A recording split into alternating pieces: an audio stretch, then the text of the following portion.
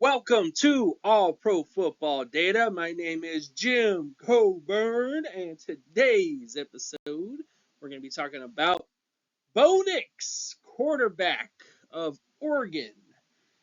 Most likely to skin a deer while wearing a Just Do It jersey. He was born in the state of Alabama, and he played at Oregon and in Auburn, and he's been playing for a very long time. He's the most experienced starting quarterback in NCAA history with 60 career starts, which is a blessing and a curse, as we're going to find out in this particular episode. But let's get to his data profile, because that's why you're here.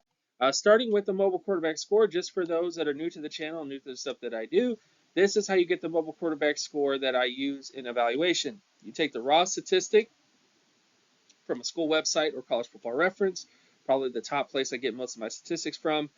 You take those raw statistics and you transform them into a market share score, or the raw statistic is saved in the system. So, for example, yards per rush is not something I really need to transform. I can use it right then and there. I don't need to add it to anything. I don't need to change it in any way.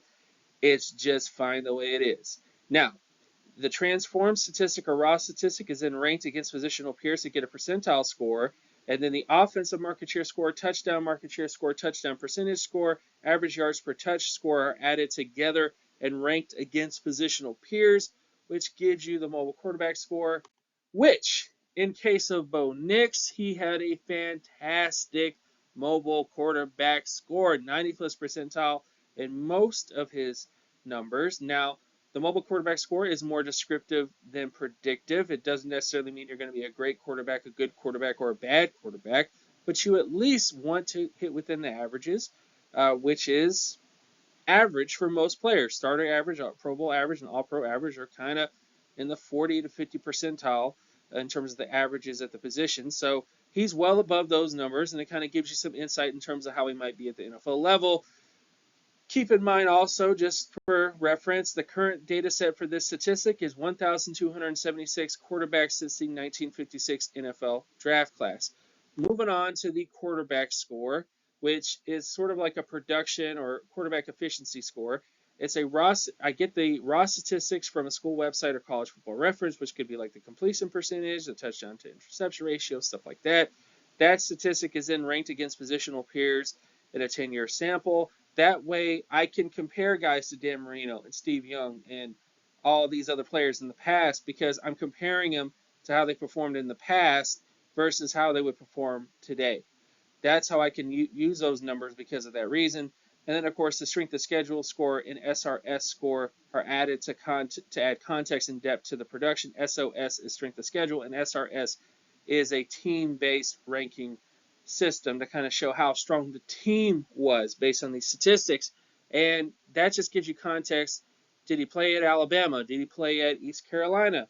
Playing at East Carolina obviously gives a different context to your production than playing at Alabama, LSU, or a more competitive team. And that's what that particular number kind of measures there. Then that score is ranked against every positional peer in the database, regardless of the year that they played, which gives you a quarterback's score, or the quarterback score, which kind of gives you what their passing efficiency score is. Based on Bo Nix's number, he had a 96.88 best quarterback production score, which is pretty dang good. He hit above the All-Pro average in terms of that particular score. His career production score was 75.18 out of 100, which is not exactly that great in terms of All-Pro potential, but does hit at least in the Pro Bowl and starter range in terms of that particular metric.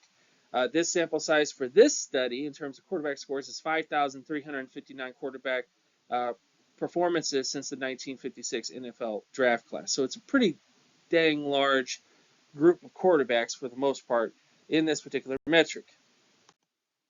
These are the comparisons for Bo Nix, and we're going to get to his age in a little bit, but most of the quarterbacks that Bo Nix compared to based on his overall everything together, his age, his production, his mobile quarterback score, all those things kind of together, his career production score, this is kind of where he kind of ended up in terms of pro comparisons. Trent Green was probably the best sort of comparison for him, but he wasn't as old. Trent Green wasn't as old as Bo Nix. Now keep that in mind. but he did perform similar to him in terms of his production traits.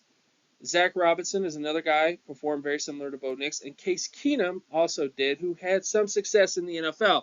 All the Houston Texans fans know who Case Keenum is. He was lighting it up on Sundays at one point, not so much anymore, but that can kind of give you an idea of what Bo Nix can bring to the table as a quarterback. Now, the outlook for Bo Nix. Bo Nix profiles as a Pro Bowl outlier to backup quarterback based on his overall production. The biggest red flag is his age. Most quarterbacks who enter in the bottom 20 percentile of age tend to not find consistent success in the NFL long term. It took you that many years to finally enter the NFL. That's a concern. However, Nix has shown to develop into a great passer in college football who could become an outlier based on his elite college football passing efficiency at Oregon. So, what am I trying to say? Bo Nix has the production traits of a starting to Pro Bowl level quarterback. If you just look at it at face value, when you look at the context, everything together, you look at his age, you look at all those other sort of factors added together, it kind of lowers his potential. It makes his success outcomes go down, if you will. Instead of betting on red, you're betting on 23 on the roulette table, and there's less of a chance of you hitting because of that. Could you still end up hitting and winning it big? I think you can with Bo Nix. But at the same time, that is a question mark in his data. And as a prospect, I would kind of steer clear of him early in day one. I think late first, if you really need a quarterback, you could go with Bo Nix in the first round.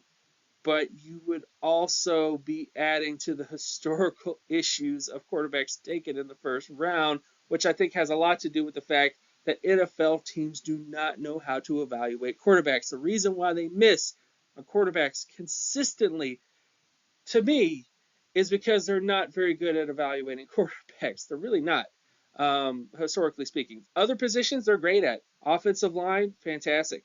Tight end, fantastic. Quarterback, we look at guys like Sam Howell.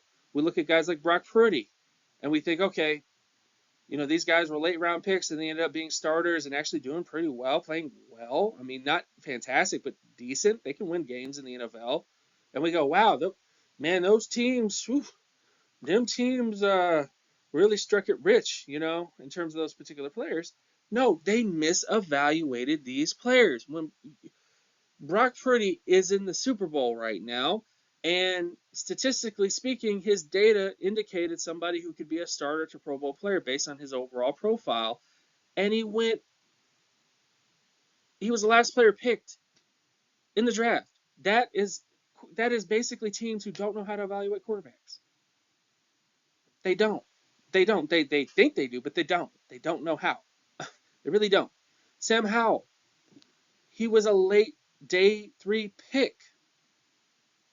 Ended up becoming the starter and playing well. Was he fantastic? No, but he's serviceable. He can win football games. He can put up 300 yards, if you will. So again, that is misevaluating quarterbacks. You can take all these quarterbacks over this guy when these other guys have the better data. Because my data had Brock Purdy pretty high up there. You can check the list. Brock Purdy was pretty high up there in terms of his overall data. Same thing with Sam Howell. Teams passed on him. They went for guys that had the traits. They were tall. They were strong. They had great size to them and stuff like that. But they don't look at the statistics. They don't look at the data. They don't look at the outcomes.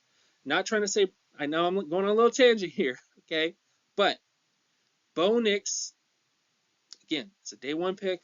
Day 2, feeling a little bit better. Day 3, yes, in terms of him. Could he be a starter? Absolutely. But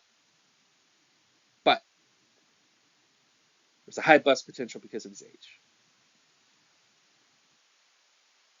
And with that, thank you guys so much for watching my channel. My name is Jim Coburn. You can check out my other work at Gemetrics, which is Jimetrics, on Twitter. Or you can also go to patreon.com/jcoburn. Consider becoming a Patreon subscriber. Really do. So much content on there. Previous draft classes, previous draft profiles. You can see if I'm lying. If you think I'm lying, then go on the Patreon page.